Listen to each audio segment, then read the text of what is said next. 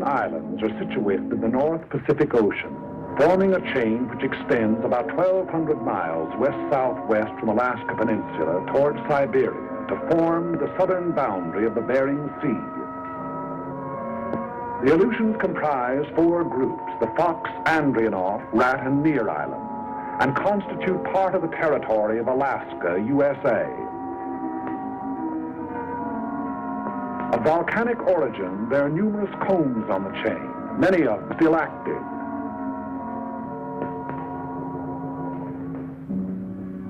The coasts are rocky and surf-worn, rising immediately from the water in steep, bold mountains.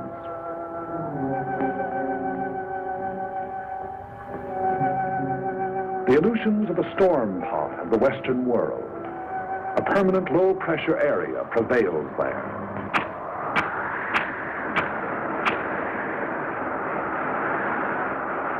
Cold air masses from the polar regions flow with a shearing effect against the warm, moisture-laden air masses over the Japanese current to form cyclonic disturbances.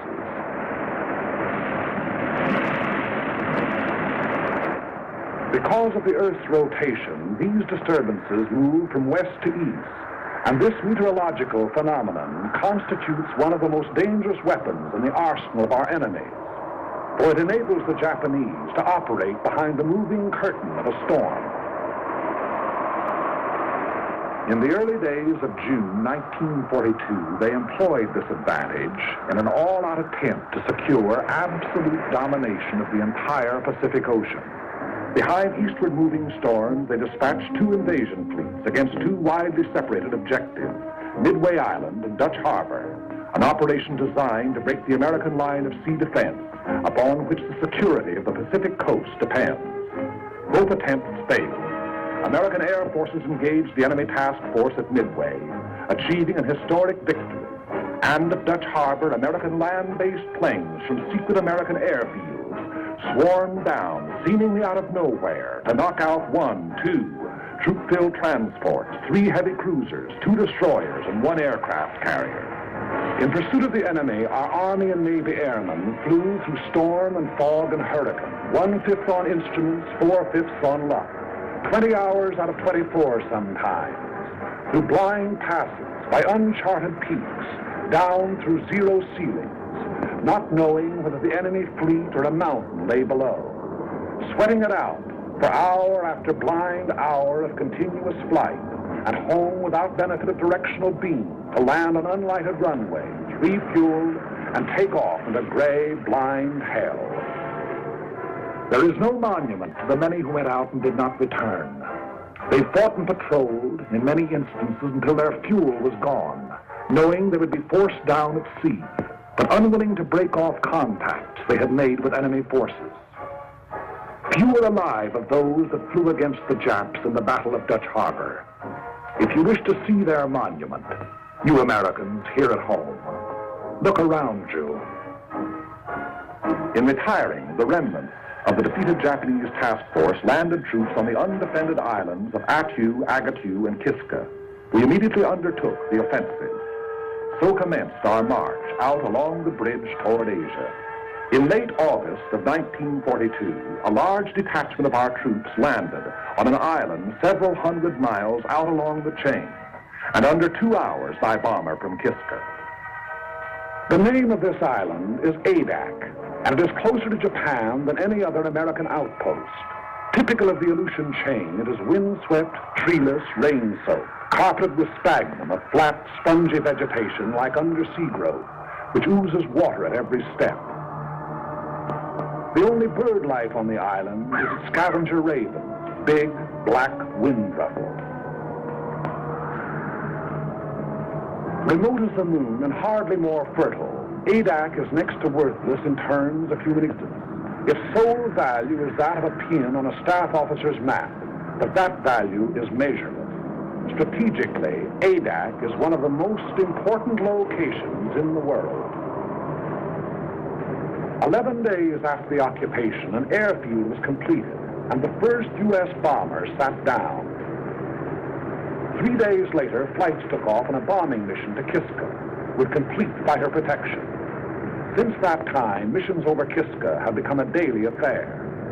The airfield is the heart of the island, beating with 500,000 horsepower of heavy and medium bombers, Navy amphibians, pursuit ships, transports.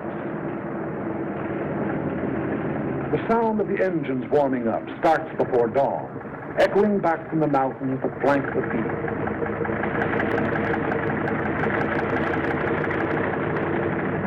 Every day, weather permitting, the bombers take off on at least one mission.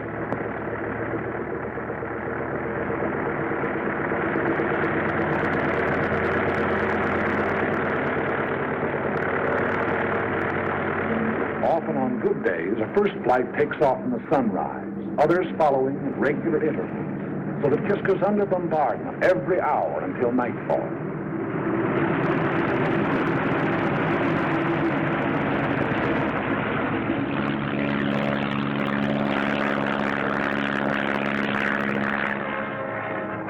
Equal in importance to the airfield, and without which the airfield could not exist, is Adak's excellent harbor. Landlocked on three sides with a natural island breakwater, it enables heavy draft vessels to come inshore and unload by lighter under almost any weather conditions. If the airfield is the heart of Adak, the harbor is its hungry mouth. Its demands are ever on the increase. By day and by night, freighters, tankers, transports deposit munitions, supplies, men upon the beach. Standing guard over all the defense installations, coastal batteries, anti-aircraft emplacements, machine gun posts. There is nothing vulnerable about Adak any longer.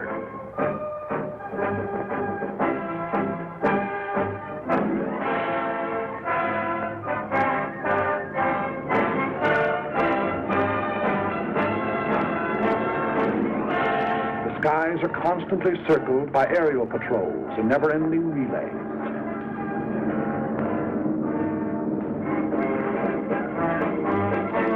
PT boats, those seagoing-in fighters, stand by in readiness for a surprise landing attempt.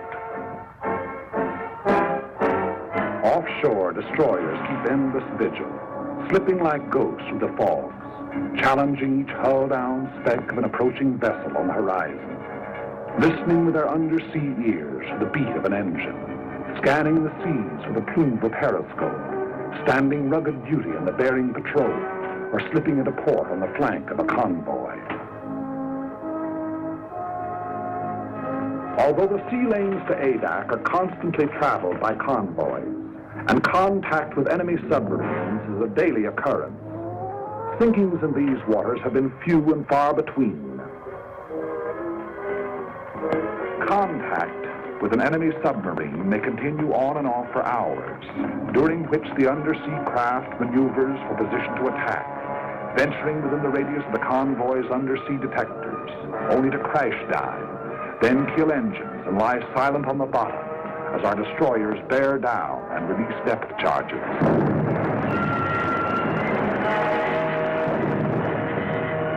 Our destroyers and Navy reconnaissance have held the undersea enemy well in check. The flow of men, munitions, and supplies flows ceaselessly on.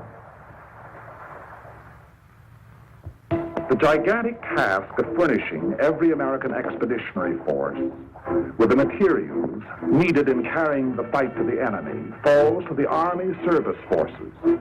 ASF is the bloodstream of our whole military body, maintaining its every organ and muscle. Adak presents a special problem, as the barren island furnishes nothing toward human needs save drinking water. Everything else must be brought here. Food, fuel for men and motors, machinery, munitions, shelter material. Raise these basic requirements to the nth power. Add parts and replacements for everything from Caterpillar tractors to can openers, plus the operations of estimating, purchasing, assembling, transporting, delivering, and it becomes apparent why the job of supplying a military force is now dignified by a $12 word like logistics.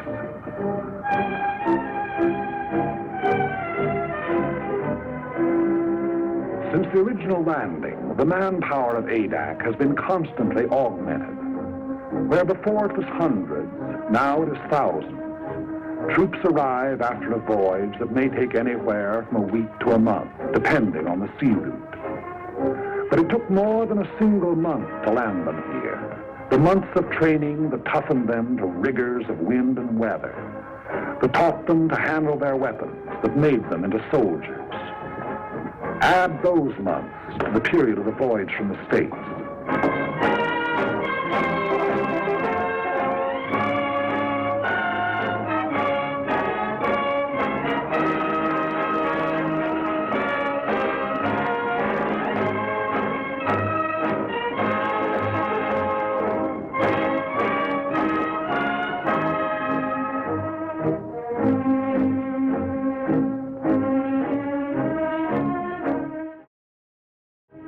On Adak, down-eastern accents mixed with Texas drawls and Middle Western twangs and Brooklynese. Bookkeepers, grocery clerks, college men, and dirt farmers.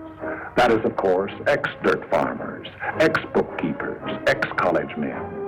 Soldiers now, as though all their lives they've been nothing but.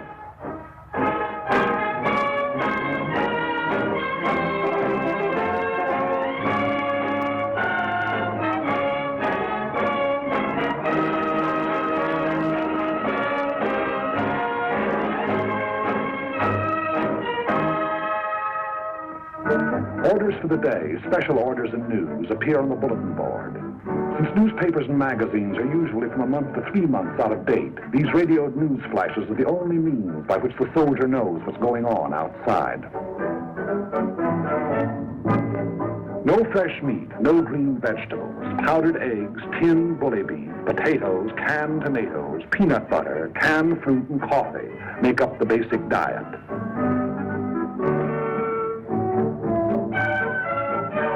And biscuits, barrels full of biscuits. Appetites are huge. Officers and men attend the same mess. As often as not, an officer doesn't display the insignia of his rank. The salute is reserved for rare occasions, but discipline does not suffer. Customary military formality is relaxed, plain, simple necessity taking its place.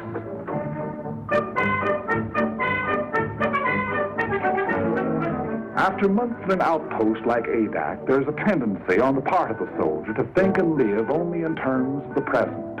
That faraway world from which he came begins to seem like a dream to him. A letter in his hand is proof of the reality of that world, of Saturday night dances, jalopies and ice cream sodas, of sport pages and shaving in the same mirror with the old man. A letter means more than his paycheck to the soldier. If he happens to be in the Air Corps, he'd gladly make an extra flight over Kiska for one more letter.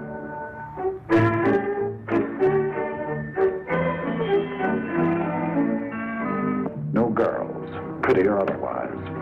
Nothing to drink, not even a Coke. Candy bars, cigarettes, and chewing gum are rationed. But you never hear any bellyache.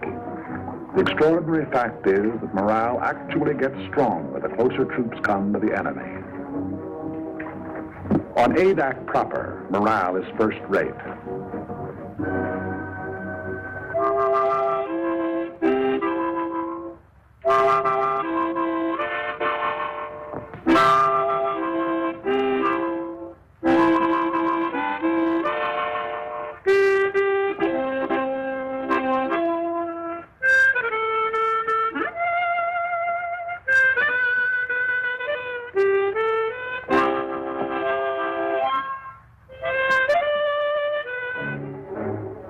The site of the airfield was originally a shallow tidal lagoon. Army engineers diked up its inlet and drained off its waters by means of a channel to the sea. It was their resourcefulness in exploiting a natural formation which made possible the completion of the field in 10 days and 11 nights, for the work never ceased. Bulldozers shifted thousands of tons of the lava ash which composed the bed of the lagoon. Not a new gain to the Corps that built the Panama Canal.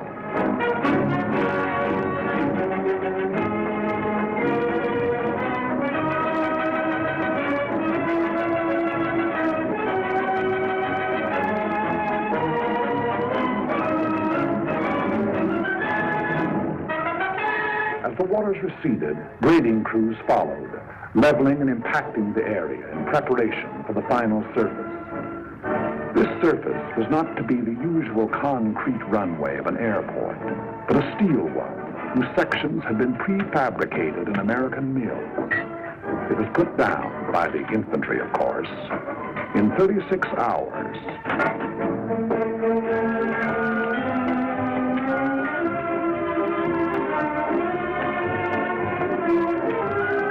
A 1.5 million square feet of it.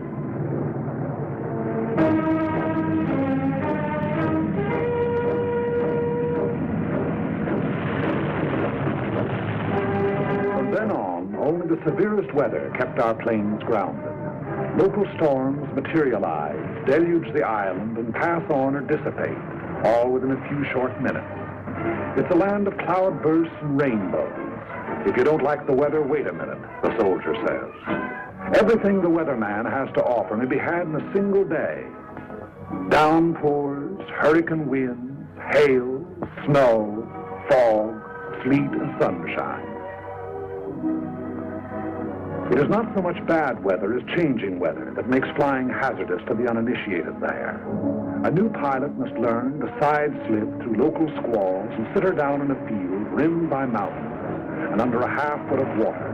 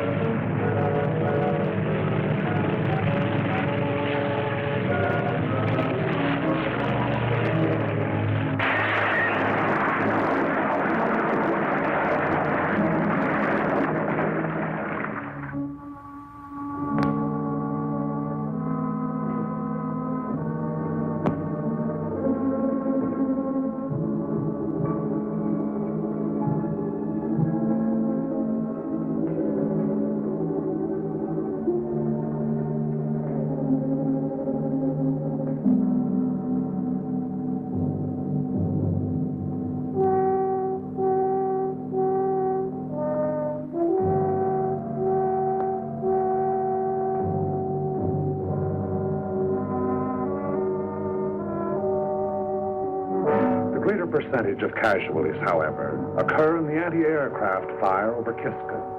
As a rule, our bombers make it back, but often they are sorely crippled and with wounded or dead aboard.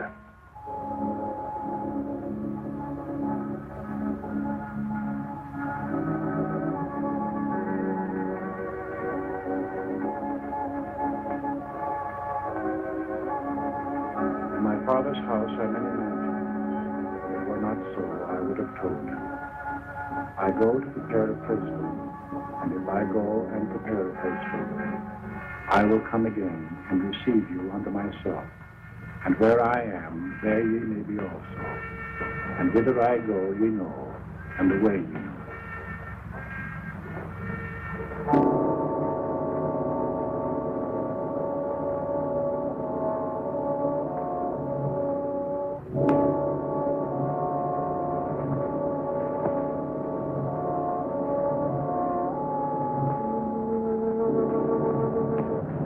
The return of the day's mission is the highlight of each 24 hours. Eyes turn skyward and ears strain for the faint beat of approaching engines. At the first sound, an alert is flashed to the ground defenses.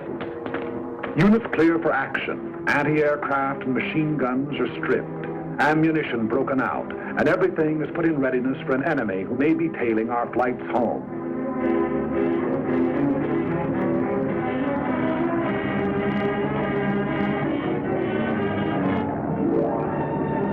Bombers went out, and 6 are coming back.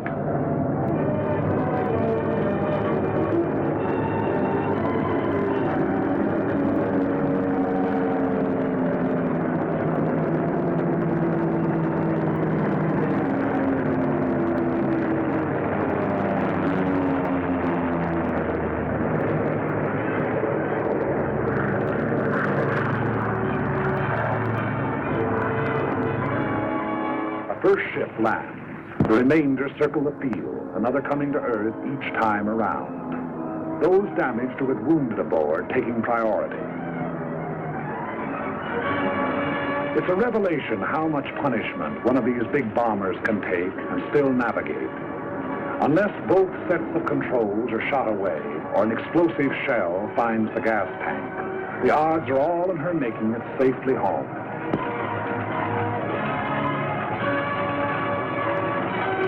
Anyone who's been over will tell you that the most wonderful ride in the world is the ride back from Kiska. No matter if two engines have conked out and daylight is pouring through the wings, there's just something about the scenery on the way home.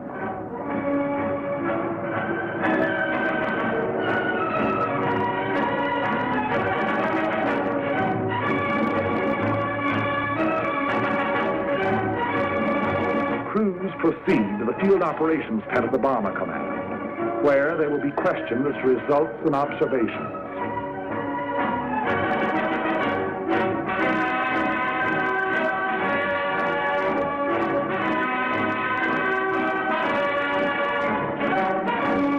Jigsaw reports taken singly are compared and cross-checked until a complete and accurate record of the operation has been assembled. Thereafter, they're dismissed with nothing to do till tomorrow but eat, drink, and be merry. I've got sixpence to last me all my life. I've got tuppence to spend and tuppence to lend and tuppence to send home to my wife. No cares have I to grieve me, no pretty little girls to deceive me. I'm as happy as a king, believe me, as we go rolling home. Rolling home, rolling home, rolling home, rolling home, by the light of the silvery moon. Happy is the day when the airmen get to pay, as we go rolling home. But Adak's tomorrow begins today with a directive from Kodiak Island. A photographic ship accompanies missions to Kiska. It's tasked to follow the bombers over their target, recording the immediate results of the bombardment, also enemy defense activities, new installations, camouflage. These photographs are studied by specialist interpreters and submitted with comments to the General and his staff officers, Colonel William Prince and Colonel C.M. McCorkle.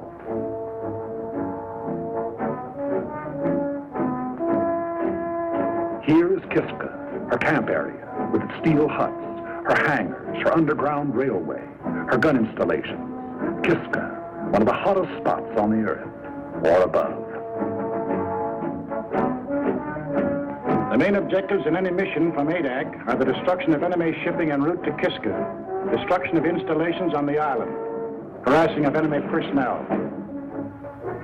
When the broader aspects of the operation have been decided upon, the senior officers of the bomber and fighter units work out its details. Among considerations in planning a mission are the type of aircraft to be employed, the weight and type of bombs, the time, altitude, and direction of the attack. All of these are interrelated, a change of one influencing all the others. The overall determining factor is weather. For this reason, the Navy meteorologist plots his charts up to the very time of takeoff. A change of weather at the last moment may mean a complete revision of tomorrow's plans. Tomorrow is Sunday.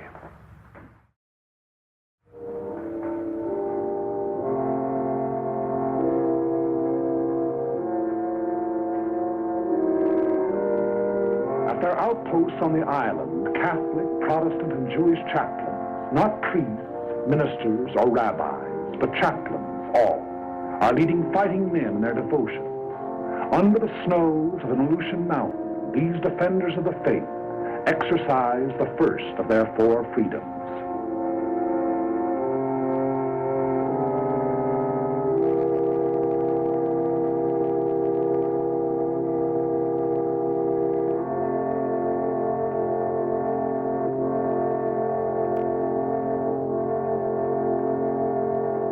But so far as the business of war is concerned, Sunday on Adak is like any other day. There's a mission going out at 13 o'clock. Bombs must be brought down to the field from their camouflage dumps.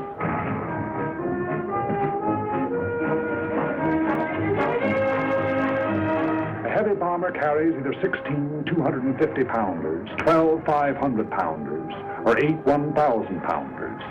The size of the bomb to be employed depends upon the nature of the target, since if the target is small, there's a better chance of hitting it with a salvo of 250-pounders than with a single large bomb.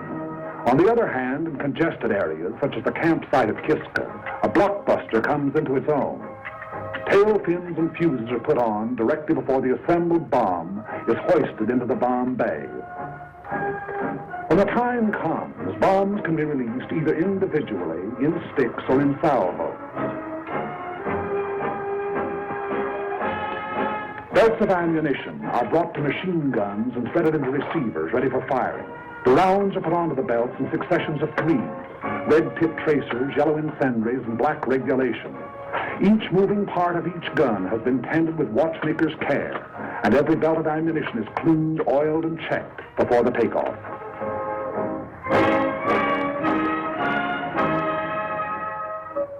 It is 12:40 o'clock, and the pilots who are going to fly the mission receive final instructions.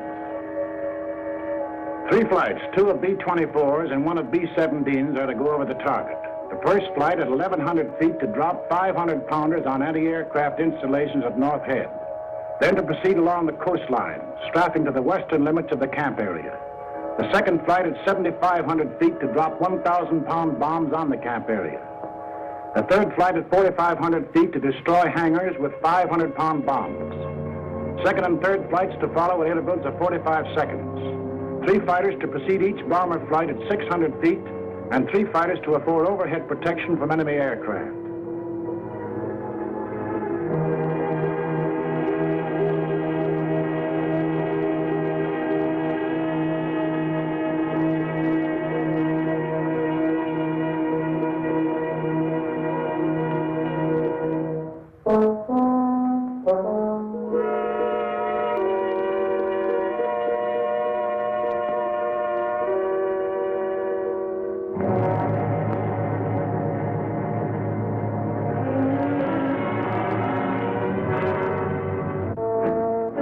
Begin to assemble around the ships, awaiting the appearance of their officers. A bomber crew is a team, and the longer it's together, the better the teamwork. Theirs is a mutual responsibility. The safety of the ship and the lives of all the others may depend on any single member. Trust, respect are implicit in such a relationship if it is to endure. Maybe in the beginning you don't like the color of a guy's hair, but if he's all there at his job, you'll get to like it fine. Enlisted men eat, sleep, fly together. Their voices on the intercom become familiar, easy to understand, and understanding is vital. Every gunner knows the quality of every other's marksmanship and courage. The navigator can plot a 1,000-mile course over open sea and make a landfall. 8 men can testify. Trust and respect for the bombardier, the radio operator, the engineer, co-pilot, and trust and respect for the ship they fly.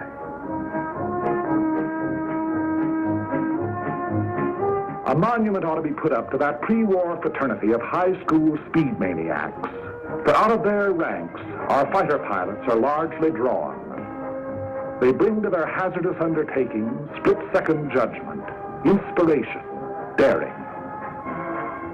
Lieutenant George I. Riddell, 12 strafing missions over Kiska. Lieutenant Hawley P. Mills, 14 missions. Lieutenant Lyle A. Bean, 13 missions. Major Milton Ashkin, 15 missions. Lieutenant Henry J. Strankowski, 11 missions. Colonel Jack Chenault, son of General Chenault of the Flying Tigers. Colonel Jack has a 0 and a submarine to his credit.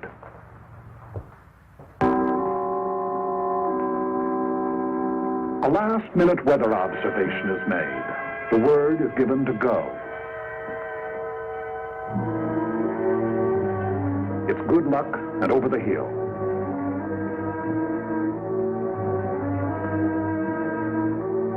The aerial camera goes aboard.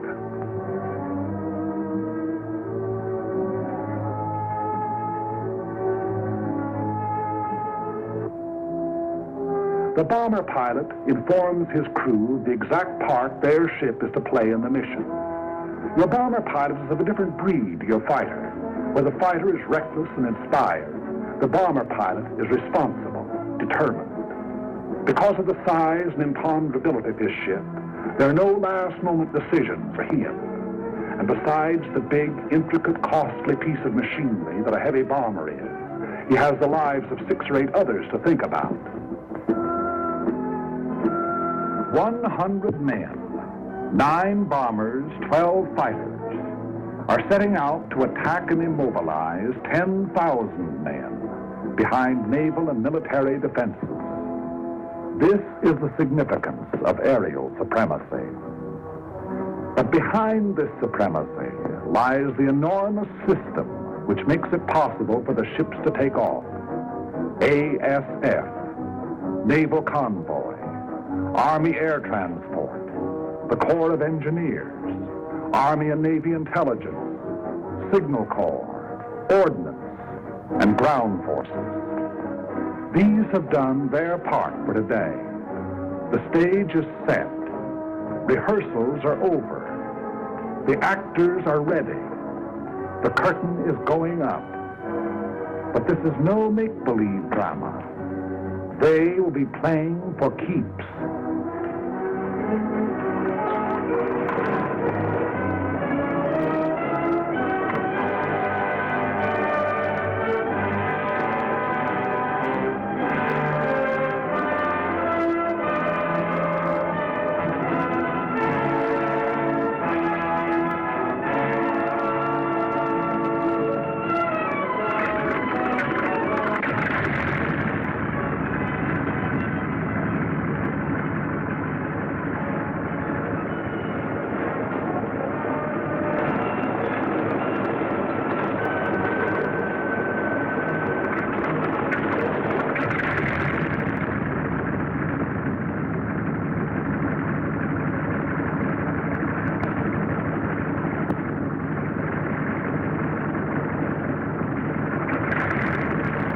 William O. Erickson, who shot the first bomber down on Adak and led the original mission over Kiska.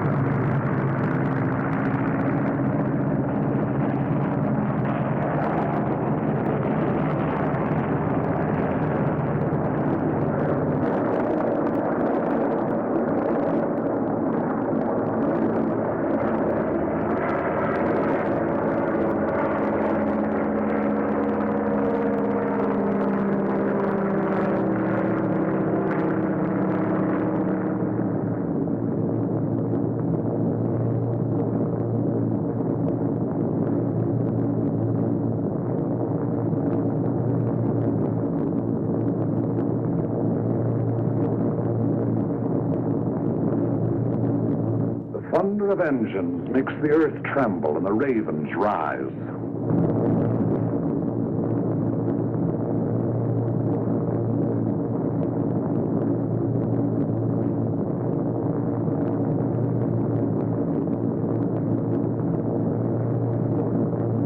The echelon proceeds toward Kiska. It's about an hour and 3/4 from Adak to Kiska. One of the most hotly defended of enemy-held areas, Kiska is also one of the most strongly fortified. The Japs have dug in like so many moles. An estimated force of 10,000 goes underground at the sound of our approaching engines. We cannot, by air attack, hope to annihilate.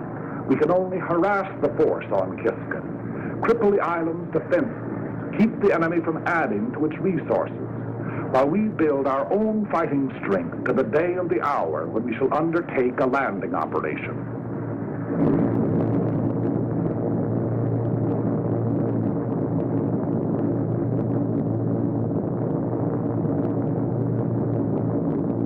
Radio contact is maintained between the bombers and Adak throughout the flight, which proceeds at military speed, 165 miles per hour.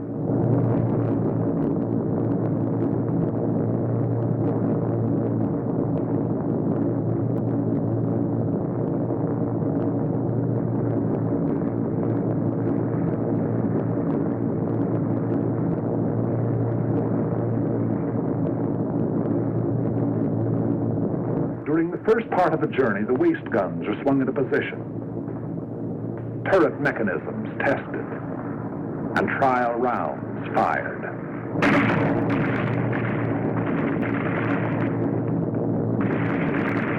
Time moves slowly going out to the target. Crew members have even been known to play stud poker. The route is quite familiar by now.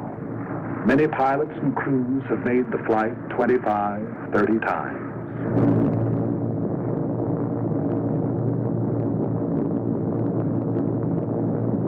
Along about the time Amchitka is sighted, they begin to look out for enemy planes.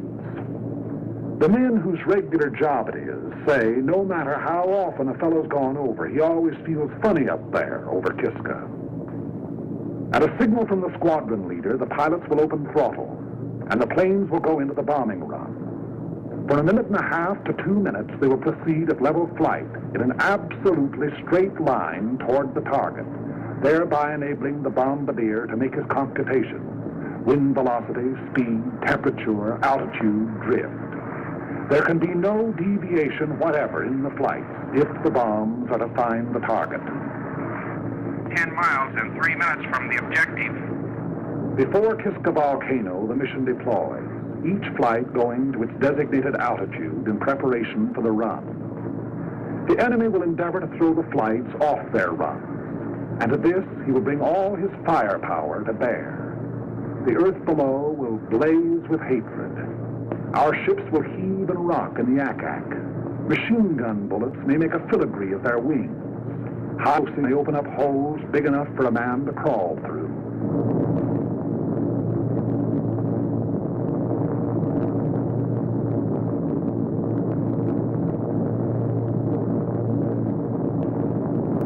Little Kiska, outer defense of Kiska Harbor. Bomb bay doors open. Bomb bay doors open. 6 degrees right on. The object is to hit the target, not to avoid anti-aircraft. Remember this, you're just as liable to run into it as away from it. The best way is to forget what's happening outside and make the run by instruments. That way, if it comes, well, you just look over your shoulder and see a man with a long beard, and you say, "Good morning, Father Abraham." I want every man to stick by his gun until I say he can leave. Use every round of ammunition on this ship. Fire straight at the gun flashes until they stop. If we're hit and have to bail out, there'll be plenty of Navy around to pick us up. Okay, shall we give it to them?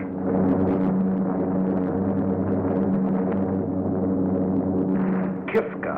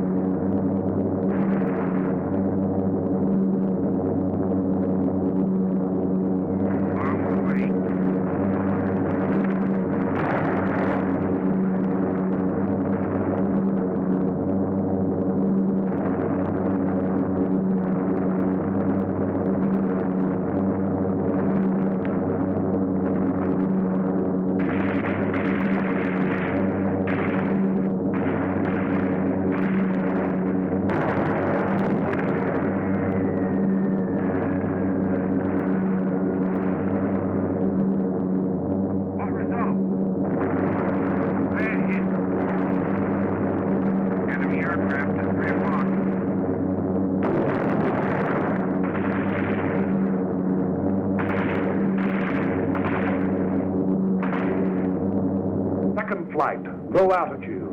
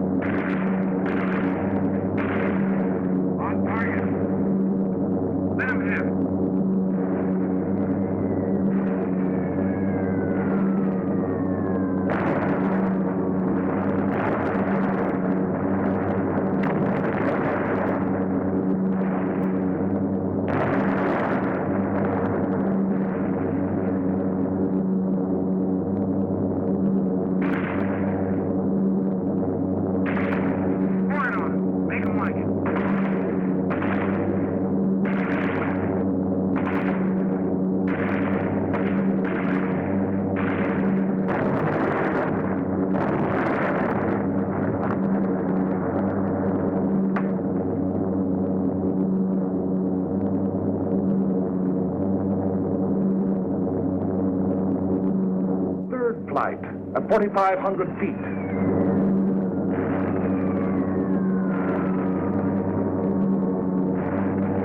On the way.